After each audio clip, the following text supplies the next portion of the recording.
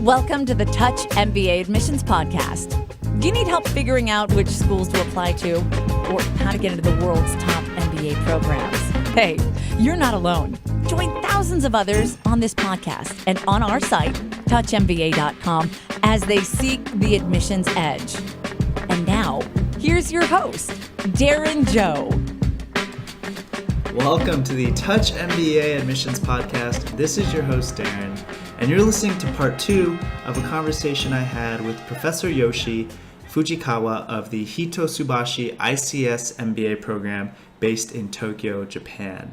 And in part 1, we discussed what makes the program unique, why studying in Japan could be a good option for you, and also how MBAs are viewed in Japan. So if you missed that very interesting conversation, please go back one episode and listen to part 1. And in part 2, we're going to talk about admissions and financing and career prospects for international students after they graduate from Hitotsubashi ICS. So here we go. And speaking of that, maybe we can talk about admissions at the program. Yes. I know you mentioned there's 2 deadlines for the Hitotsubashi ICS MBA program. Could you just briefly walk us through what happens from when someone submits an application till when they hear back from you? Sure. We have 2 rounds of the admissions process, as you mentioned. The first round, typically, the application period is somewhere between December and January timeframe. And then that's the time that applicants will submit the essays, recommendations, reference, and transcript from their undergrad program, and then all these paperwork processes getting done. And then interview, and followed by interview, which is about early February. And admission decision is going to be announced at the end of February. That's the round 1. Round 2 is the paperwork process. The application process is going to be taking place in February, March timeframe. And the interview is going to be done in early April. And then admission decision is going to be made and announced in sometime mid-April. And so those are the 2 rounds schedule-wise. And each rounds consisting of 2 phases of the admission. The first phase is the the document-based screening phase. This is one of the unique things that we do at the Hitotsubashi ICS is because of being small, that it is us as the faculty members who actually are going to take a look at and read through that all the documents that you submit. And then we make a decision of who will get advanced to the interview phase. This is the second phase. And interview phase also, that it is us, the faculty members, who are actually going to interview that each candidate at the interview phase, either face-to-face or by phone or by Skype. And so the interview is going to get done by the faculty members. And then the results is going to be announced a couple weeks after that. And so we are going to repeat this rounds twice a year. Got it. And I think that'd be a great opportunity for applicants to also get a chance to meet the faculty members as well. And yes, would you recommend candidates to apply in round 1? Do they have a better chance if they apply earlier? The chance of acceptance, actually, there's no difference between round 1 and round 2. I'm saying it because we do not really have any set quota between round 1 and round 2. And we do not really even have any quota in terms of 2-year program versus 1-year program, or where you're coming from in terms of the regions or countries or industries and so forth. And so there's no that clear difference in terms of round 1 and round 2 in terms of being, the chance of being accepted into the program. But having said that, the scholarship that we have, that we are providing those scholarship for those strong candidates. And so the chances are that we may give those scholarship opportunities to those candidates that if we already find there are large enough number of strong candidates in round one, that we may already use up those scholarship, their seats, the spaces to those round one applicants. Although every year we actually do have some still open, slots for the scholarship for the round two accepted applicants as well. And so if any, the scholarship opportunity may be the one advantage. But other than that, there's no that much big, huge advantage or disadvantage between either of those rounds. Great. And do you have a minimum score for the GMAT?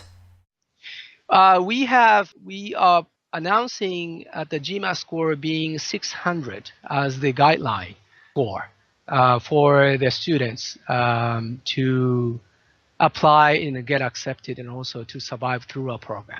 Now, having said that, we do not use the GMAT being GMAT 600 score as sort of like a mechanical, as a cutoff point, as sort of like a mechanical standard.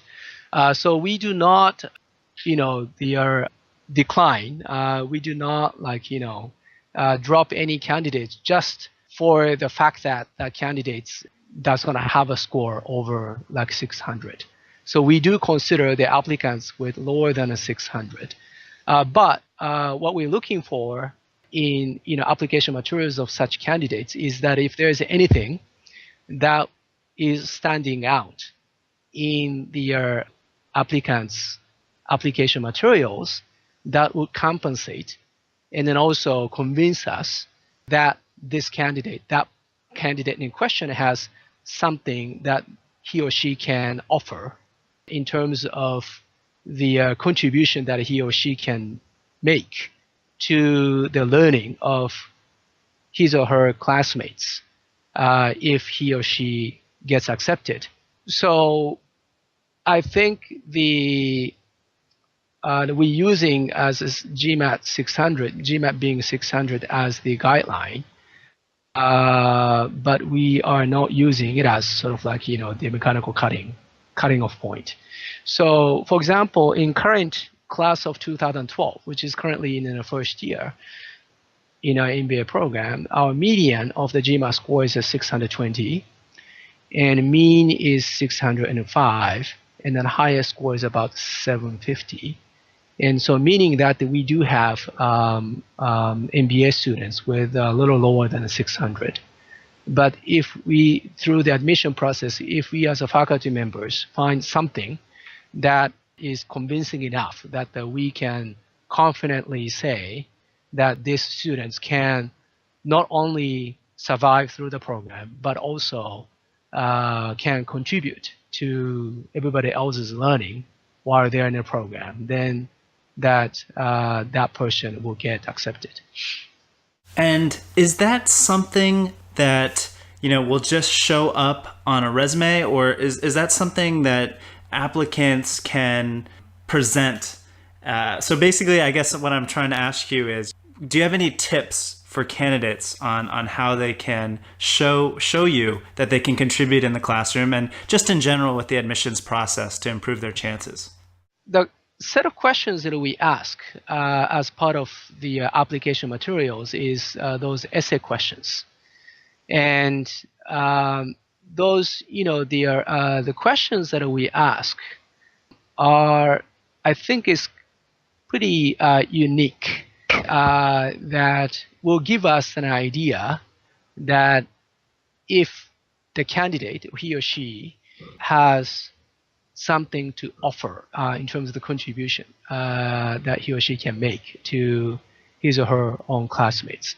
So, for example, as part of the essays that we ask, in addition to just give us general background of your upbringing, in how you are living in your life, and also not just in your career and things like that. But we're also asking the students, the applicants, to describe that their experience in the past, which is led to any sort of like innovations in their career or in the company or in the industries.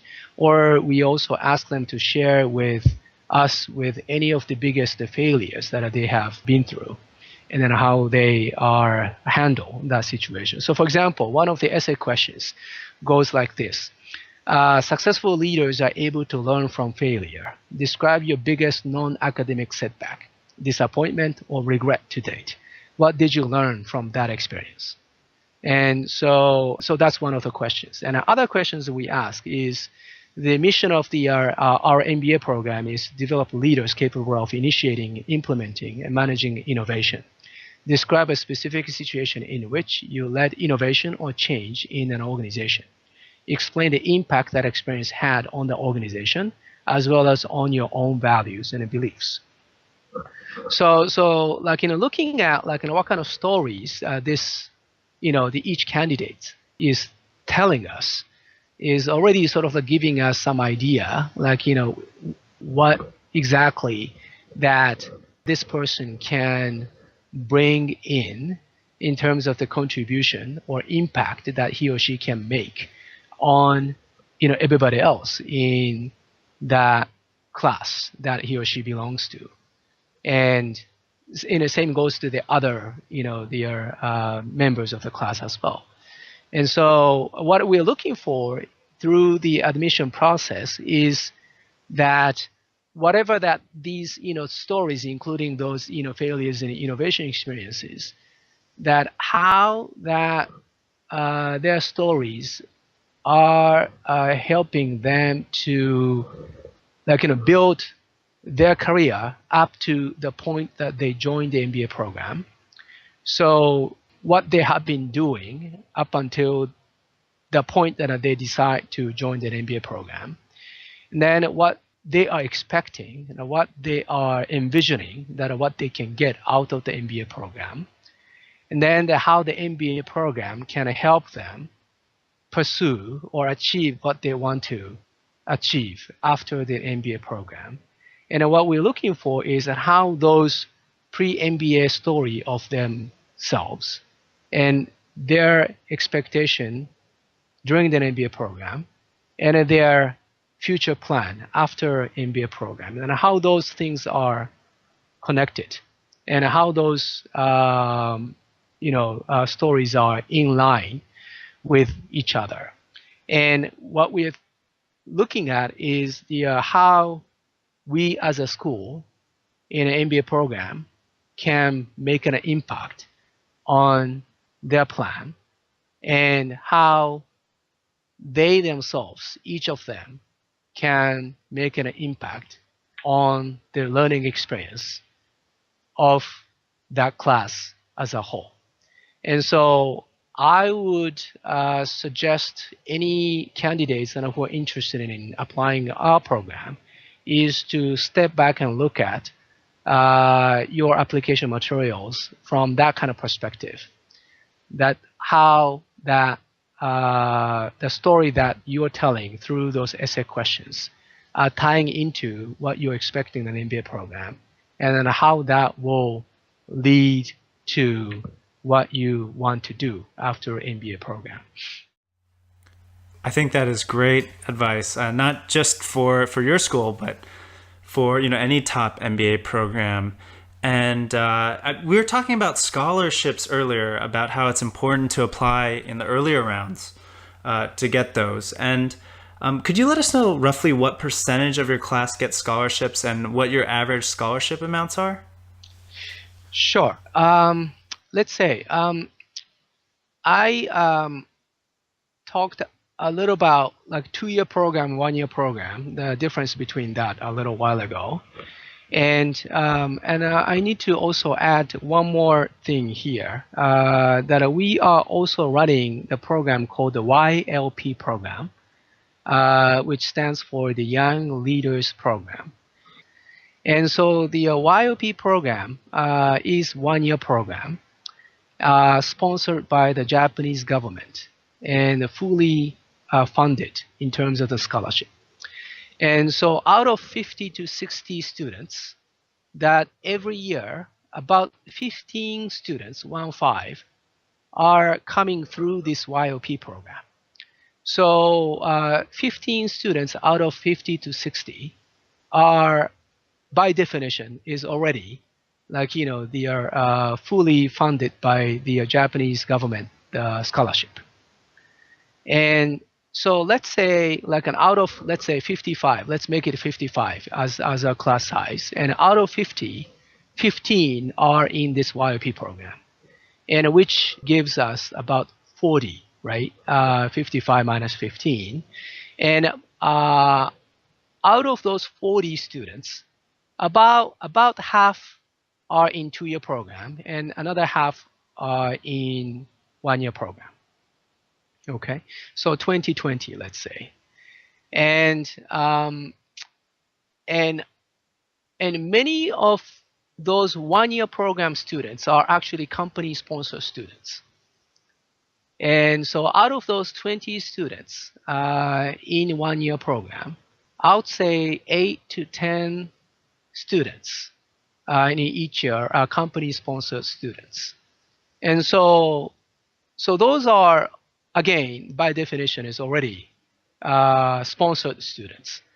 And although every year we also do have 1 or 2 students, company sponsored students, who are also enrolled in 2-year programs as opposed to 1-year program. But in general, overall, there's most typically that those company sponsored students are most typically in a 1-year program for obvious reasons. So out of those 55, again, 15 are YOP program, Japanese government sponsored. And then there are another, let's say 8 to 10 students are in a company sponsored, which gives us, let's say, about 30 self-sponsored students. And those are the pool of students that we are providing our scholarship program to. And every year we provide, let's say, 8 to 10 students with our own scholarship. So percentage-wise, 8 to 10 students out of those 30 self-sponsored students are getting some different kinds of the scholarship. And those scholarships are coming from different sources. And some of them are from Japanese government's Ministry of Education scholarship program. And then others are funded by the company's donation. And others are our faculty members, the faculty sponsored scholarship program that we have. Because many of our faculty members are serving as the outside board members of the companies in Japan. And out of those, the salaries that we get from those outside board members' positions, there's some percentage that we donate to our school. And then we group them and then call it as the faculty scholarship fund. And then also our alumni association also provide the ICS Alumni Association scholarship program as well. And out of those scholarship programs, probably in terms of the amount, the biggest one would be those Japanese government, the Ministry of Education funded program that we provide every year 3 students, up to 3 students that we provide those Japanese government Ministry of Education's scholarship program. And those selected students will get, let's say, probably somewhere between 2 million, 2.5 million yen for the stipend a year. And then tuition is fully covered. And then the round trip between their country and Japan is also fully covered. So maybe amount-wise, somewhere between 3 to 4 million yen, I guess, is going to be provided to those 3 students who get selected for that Japanese government / Ministry of Education scholarship program. And some of the company-funded scholarship program is going to provide the students with maybe around 2 million yen for the stipend. And similarly, that ICS faculty-funded scholarship program is also about 2 million yen per student. And the ICS alumni scholarship is rather a little smaller in size. It's about 500,000 yen a year. So that's more for they are helping them to with let's say maybe tuition coverage and things. So those are the different scholarship programs that we offer. So going back to your original question, is about 1/3 of our self-sponsored students will get the scholarship of some kind. Wow, it sounds like there's a lot of scholarship funding opportunities. Do your candidates have to apply separately for scholarships, or are they considered if they apply to the ICS MBA program? They do not need to apply separately. Okay. They are considered to be applying for those scholarships. So once they get accepted, that will offer those scholarship opportunities based on our own evaluation of the candidacy. Having said that, we also, Hitotsubashi University, not just us as the Graduate School of International Corporate Strategy, they also offer tuition exemption opportunities as well. This is sort of like, the scholarship. And so if the students are interested in applying for that, then that part of the scholarship that students have to apply separately. But for that I will let them know once they get accepted as part of the acceptance letter that I will let them know that here is another opportunity for them to apply for. And if they get selected, they either 100% or 50% of the matriculation fee, and also part of the tuition may be waived as part of the program. Got it. And something very interesting is I noticed your tuition was around 535,000 yen per year, and then there's a matriculation fee as well that's close to 300,000 yen. But right. For those of you who can't calculate your yen to USD, I did that ahead of time, and that comes out to roughly around 8,500 US dollars to give you a better idea. And that price, considering the sort of small size of the program and the faculty to student ratio, that sounds like a pretty good deal. It is.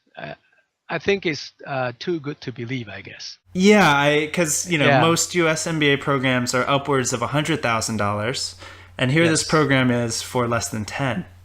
That's right. So, tuition is about, as you said, it's about a little over 5,000 US dollars, and the entrance fee is about 3,000 US. So altogether, as you correctly did that, conversion is about 8,000 if you are applying for the one-year program. And that has been made possible primarily because of the fact that we are one of the national university in Japan. And so the rest of the program expense, program running, like an expense has been covered by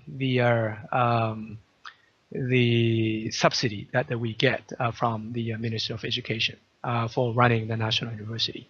And so the students are only paying the very, very small fraction of the program, the cost that we run in here, which is the very fortunate of us that we could primarily focus on the quality of the program without worrying about the running the program and then making money out of that MBA program.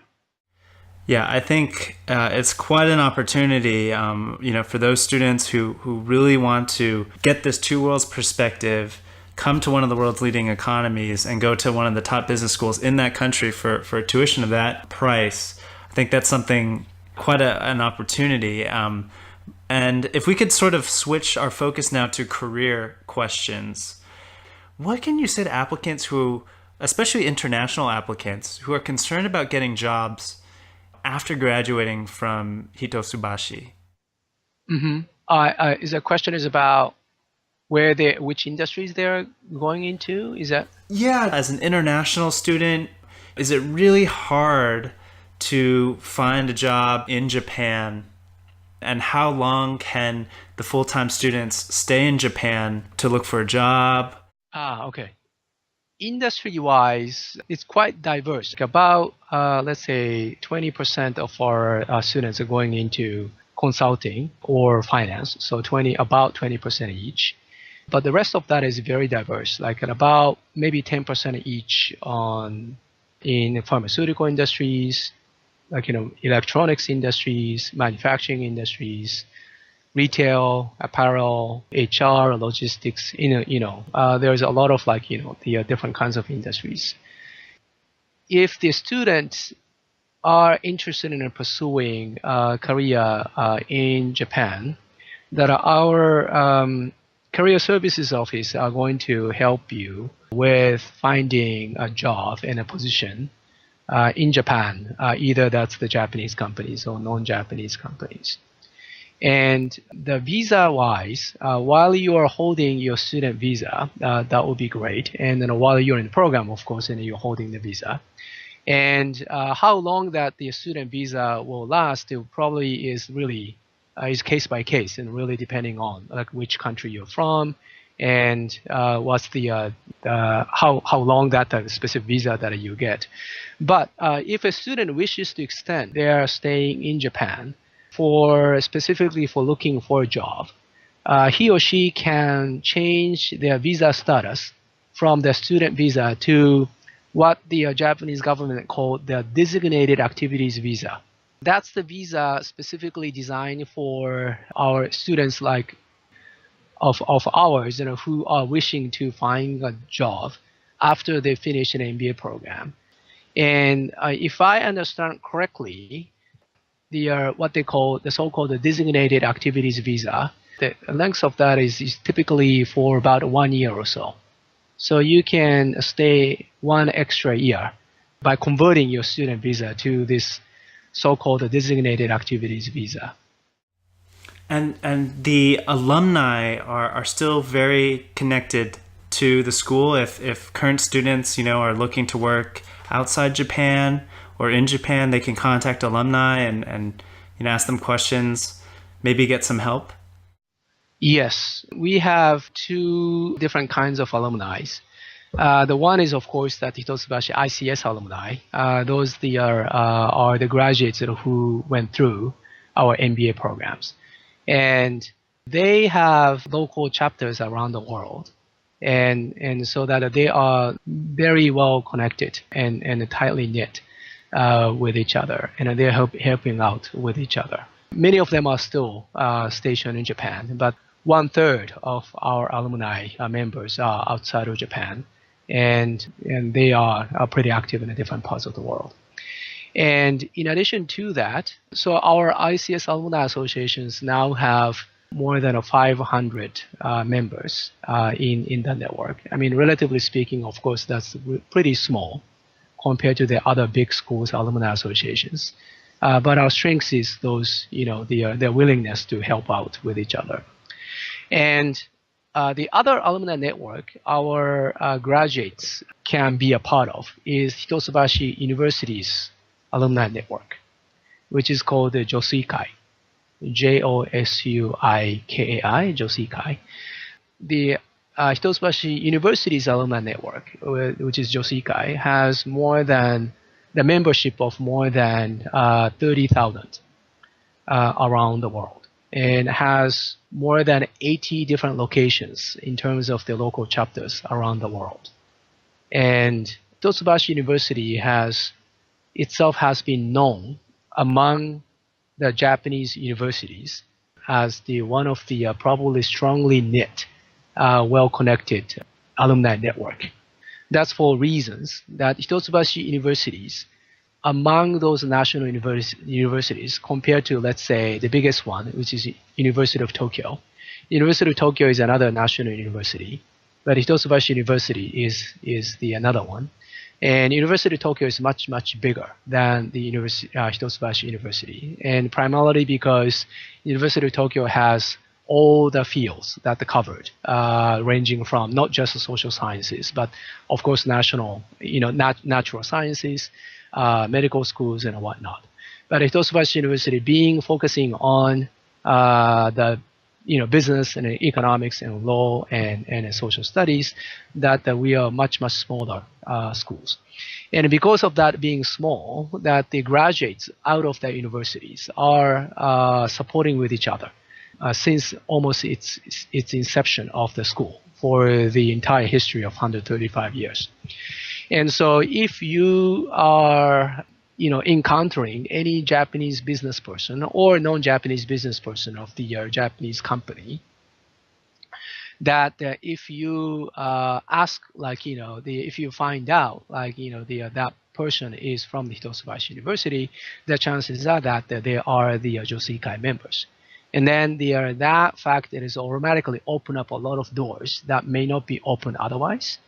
And so that you being the part of this Hitotsubashi University network is another sort of like strong support for you to find opportunities that you want to pursue in your post-MBA career as well. Great. And what is the best way for candidates to contact students or alumni of the Hitotsubashi ICS MBA program to just learn more about it from their point of view, from the student's point of view? Sure. One thing that I would recommend, if possible, is for you to come visit us at one of our open campus events.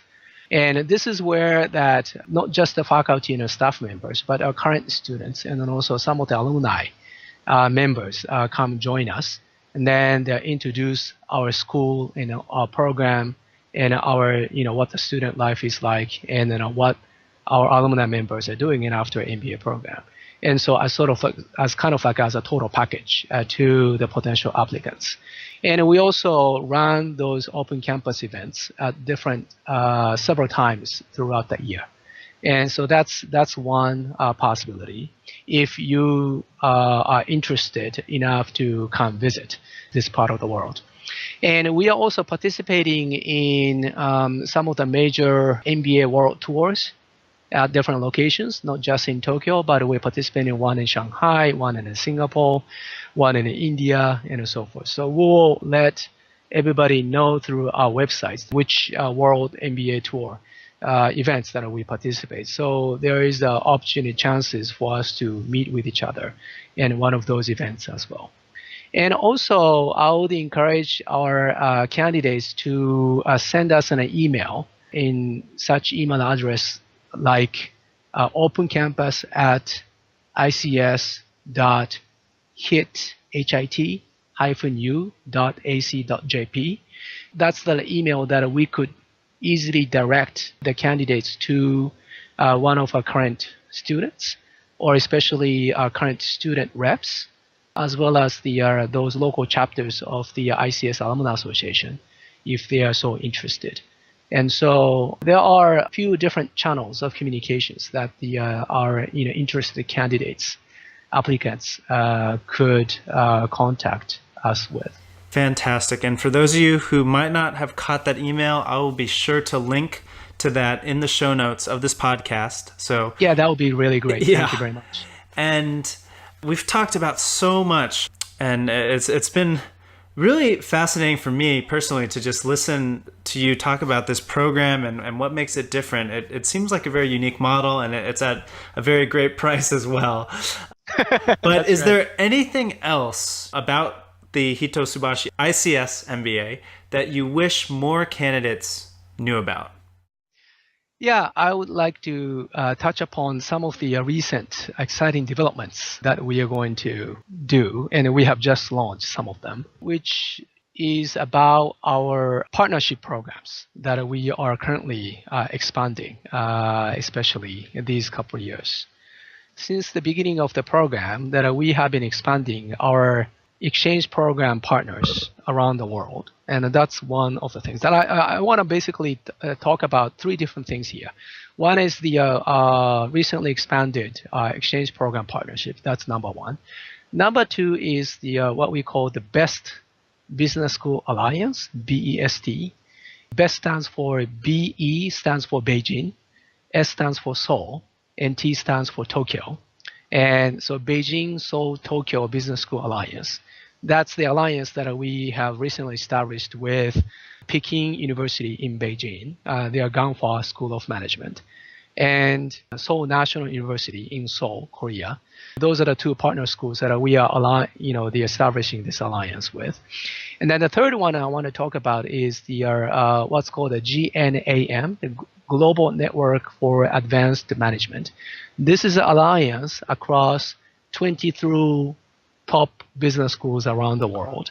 So let me just very briefly touch upon each of the three initiatives that we are currently pushing forward, and then also it's becoming more and more available for incoming students. So currently, the first one, which is exchange program partners.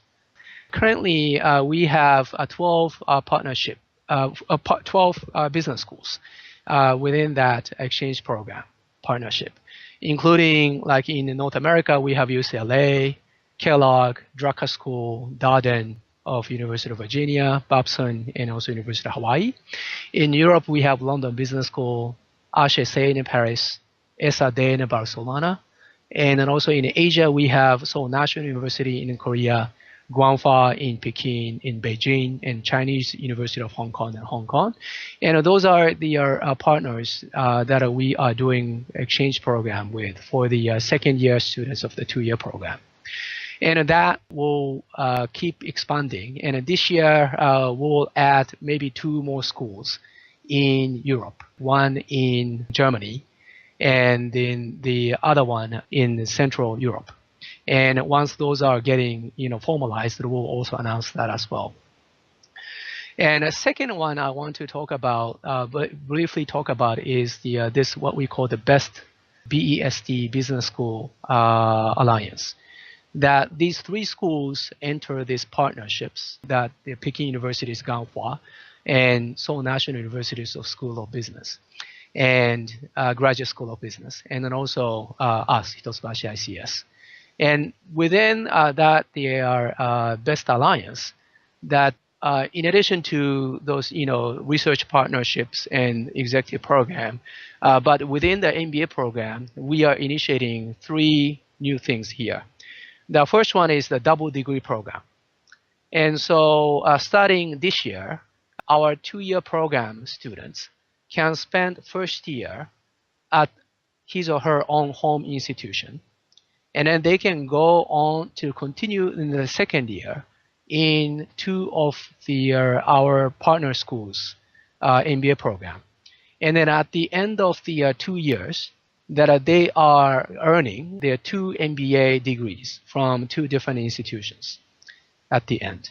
And so, for example, our student can spend the first year at the ICS and a second year at the Peking or Seoul National. And they can get the degrees from the both institutions, from ICS and Peking, or ICS from Seoul National. And the same is true for the Peking student, can come to ICS at the second year, or Seoul National student can come to join us in the second year. And similar to what I've described with this, the powerful network that we have as the Hitotsubashi University's alumni network, that in this part of the world, that the fact that you are a graduate from a specific university with the rank of Peking University, so Seoul National University, will open up a lot of doors that may not be open otherwise.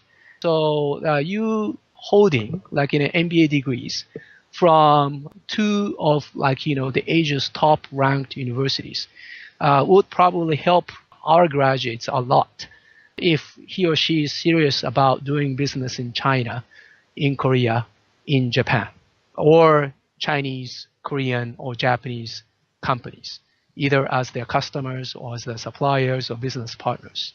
And so that's what we started out with, literally this year. And so starting with the class of 2012, is current first year, that option is now available. We also offering as part of this Best Alliance, Best Business School Alliance, that now the exchange program, that number of students who can go onto the exchange program across these three schools are now expanding.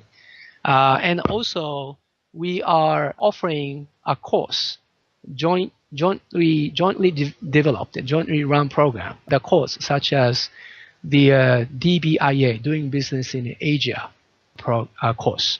This is a 2-credit elective course that each of these three schools select 10 students from their full-time MBA program. So altogether 30 students. They're spending 3 weeks together in a row. So they first get together in Beijing. They spend 5 or 6 days there, and then moving into Seoul, and then they're spending 5 or 6 days together there. Then travel together to Tokyo, and 5 or 6 days together here. And each of these locations, they visit different companies, different sites, and interact with the top management of the companies, and also work on the group project of the issues such as like aging, which is the relevant and also pressing issue in all of these three locations. Then they come up with the proposals and the solutions, either to the company or to the region at the very end of this 3 weeks program. And so that's also becoming available. And so for example, as part of this DBIA program, that those 30 students in Tokyo module of this DBI program, that we took those 30 students to the fast retailing's Uniqlo's Ginza flagship store, and early morning, like before they open up the store, and we go into the store and observe what that Japanese companies, the management and then also front-line employees do right before they open up the store. And they line up, that they do typical Japanese companies, like the morning meetings, and they do what they call like smile taiso, this smiling exercise, and all of those kind of like the practices, and then observe it. And then right after they open up the store, we are heading together to the headquarters of the company and meet the founder and then also CEO and chairman and CEO of the company. And then I have the direct dialogue with them. And then they are, they're proposing some ideas that if the company is serious enough of, trying to replicate what they do in Ginza in different locations throughout the Asia, what are the, do's and don'ts of doing it in that, like, each different markets. And so we have, those direct interaction with the company executives of these, 3 locations, 3 countries. So those are the second categories of the exciting things happening within our MBA program. Third one that I want to mention is the GNAM, Global Network for Advanced Management. And this is the network of 23 different business schools around the world, including from North and South Americas, and from Europe, from Asia, but also including few from Africa, and then also a few from Middle East. And what we have piloted this past year, and then we're going to scale up this coming year, is something called the Global Network Week. And in this week, that these 23 different schools are going to offer 1 week intensive program at 23 different locations. And students from those 23 schools can choose to go one of those 23 different locations and spending 1 week there. And those locations including place like Madrid, place like London, place like Istanbul, place like Ghana, place like a place like São Paulo, place like, the New Haven in the States. And so if you're a student of those, 23 different locations, you have a choice of going and participate in those 1-week program at 23 different locations, or you can choose to stay at your home institution and host the students coming from 22 different locations, and then complete this 2-credit elective.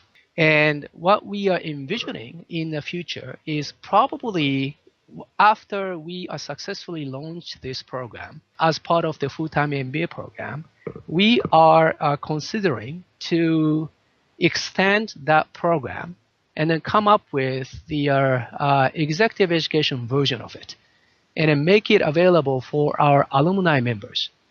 And so alumni members of those 23 different different schools can participate that week-long intensive program that are held at the 23 different locations and throughout the year, let's say. And for the duration of, let's say, 5 or 6 years, that they can choose to participate in those 1-week intensive program at 5 different locations, so 5 or 6 different locations, so 5, 6 different times. And by completing it, that probably you can get there's some sort of certificate out of that.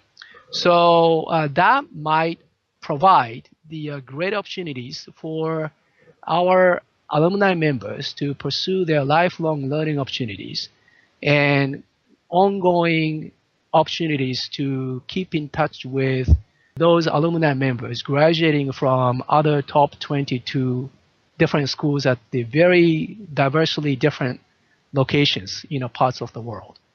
So that's another exciting thing that we have just started this past year, and then going to scale up is another thing that is just become available for those people who might be interested in applying for our MBA program this coming year. I think that's a great idea, and I think, wow, that's really exciting that Hitotsubashi is getting involved with all these different business school networks. I think that could be a real opportunity for alumni as well. So just to end the program, Professor, what 3 words would you use to describe the ICS MBA? I would say maybe 2 sets. The first one is Japan, Asia, and the world. We're trying to ourselves be the expert in Japan, but we want to develop our students to be expert in Japan. But also ourselves and our students immersed in Asia in terms of Korea. But also we are aiming at impacting the world. So Japan, Asia, and the world. The other one is our value system that I mentioned earlier, the best of 2 worlds. So best 2 worlds. Best 2 worlds, yeah. Yeah. So so best of 2 worlds. There are 4 words, right? So those are the probably 2 sets of 3 words that probably best describe what we do and who we are as a Hitotsubashi ICS. Thank you, Yoshi, so much for coming on the show. It's been a pleasure to talk to you, and hope to have you back on the show sometime, maybe next year or sooner. Sure. Thank you very much. Thanks for listening to the Touch MBA podcast. Don't be shy. We have a mailing list. Go to touchmba.com and get yourself signed up. And we'll keep you posted with the best tips and insider interviews on how to get into your #1 school. You can also find us on Twitter and Facebook at Touch MBA. See you soon.